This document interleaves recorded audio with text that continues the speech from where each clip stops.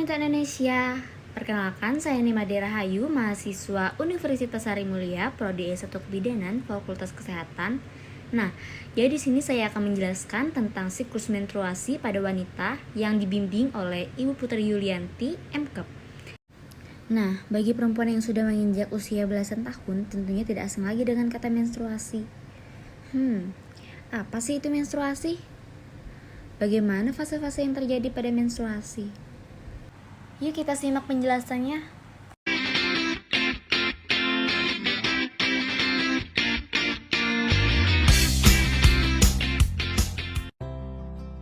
Menstruasi atau haid biasa disebut juga sebagai datang bulan. Dan bagaimana prosesnya? Simak penjelasan berikut. Wanita mengalami pertumbuhan dan perkembangan, dan ketika mencapai masa pubertas akan mengalami menstruasi. Uterus pada organ reproduksi wanita akan berkembang ketika hamil, dengan menebalnya dinding rahim. Jika tidak terjadi kehamilan, maka dinding rahim akan meluruh. Itulah yang disebut sebagai menstruasi. Darah menstruasi ini akan mengalir keluar vagina. Proses menstruasi ini biasanya terjadi selama 7-8 hari. Setelah proses menstruasi selesai, pada hari ke-10, sel telur terbentuk kembali di dalam ovarium.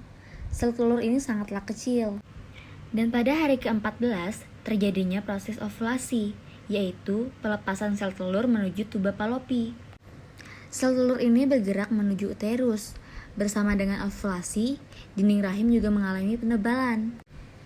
Jika pada hari ke-28 tidak terjadi pembuahan oleh sperma, maka dinding rahim akan meluruh kembali bersama sel telur. Dan terjadilah menstruasi. Selanjutnya kita bahas tentang fase menstruasi. Fase menstruasi terdiri dari 4 fase, diantaranya fase menstruasi, fase folikuler, fase ovulasi, dan fase luteal. Untuk lebih memahami, kita perhatikan gambar dan fokus pada level hormon. Kemudian kita lihat warna yang berbeda.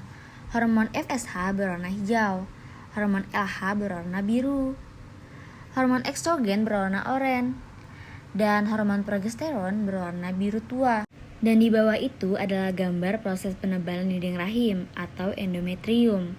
Adapun penjelasannya sebagai berikut. Fase menstruasi.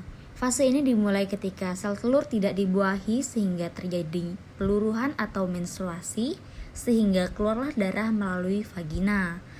Menstruasi ini menyebabkan kadar hormon estrogen dan progesteron wanita mengalami penurunan. Fase ini terjadi pada hari ke-1 sampai dengan ke-5, bisa juga sampai 7 atau 8 hari. Berikutnya fase folikuler. Fase ini disebut juga sebagai fase praovulasi atau fase proliferasi. Fase ini dimulai pada hari pertama haid dan berakhir ketika ovulasi. Pada awalnya, hipotalamus mengirimkan sinyal ke kelenjar pituitari untuk melepas hormon perangsang folikel atau biasa disebut dengan FSH. Folikel yang matang dapat memicu lonjakan estrogen untuk menebalkan lapisan rahim sehingga tercipta lingkungan yang kaya nutrisi bagi embrio untuk tumbuh. Fase folikel ini rata-rata berlangsung pada hari ke-6 sampai dengan ke-14. Nah, sebelumnya perlu diketahui, kelenjar pituitari memiliki fungsi yang sangat penting yang disebut sebagai master of gland atau kelenjar pengendali. Ukurannya 1,25 cm dengan massa 0,5 gram, kelenjar ini terletak di bagian dasar otak dan posisinya dekat dengan hipotalamus. Berikutnya fase ovulasi. Fase ini terjadi pada hari ke-14. Meningkatnya kadar estrogen selama fase folikel memicu kelenjar pituitari melepaskan hormon LH. Inilah awal terjadinya proses ovulasi. Ovulasi adalah proses ketika ovarium melepas sel telur yang sudah matang. Selanjutnya fase luteal, disebut juga dengan fase pasca ovulasi atau fase sekretori. Setelah folikel melepaskan sel telurnya, zat ini berubah menjadi korpus luteum. Korpus luteum dapat melepaskan hormon, terutama progesteron dan beberapa estrogen. Peningkatan hormon ini membuat lapisan rahim menebal dan siap untuk ditanam sel telur yang telah dibuahi. Jika tidak terjadi pembuahan, maka terjadi penurunan kadar estrogen dan progesteron yang memicu menstruasi. Pada fase ini, wanita yang tidak hamil akan mengalami gejala sindrom premenstruasi atau PMS, seperti kembung, payudara terasa nyeri atau bengkak, suasana hati berubah, sakit kepala, berat badan bertambah, dan susah tidur. Baik, saya kira cukup sampai di sini penjelasan saya mengenai siklus menstruasi. Terima kasih karena sudah menonton sampai akhir. Mohon maaf juga jika ada yang kurang jelas atau salah dalam pengucapan kata. Salam sehat untuk kita semua. Terima kasih.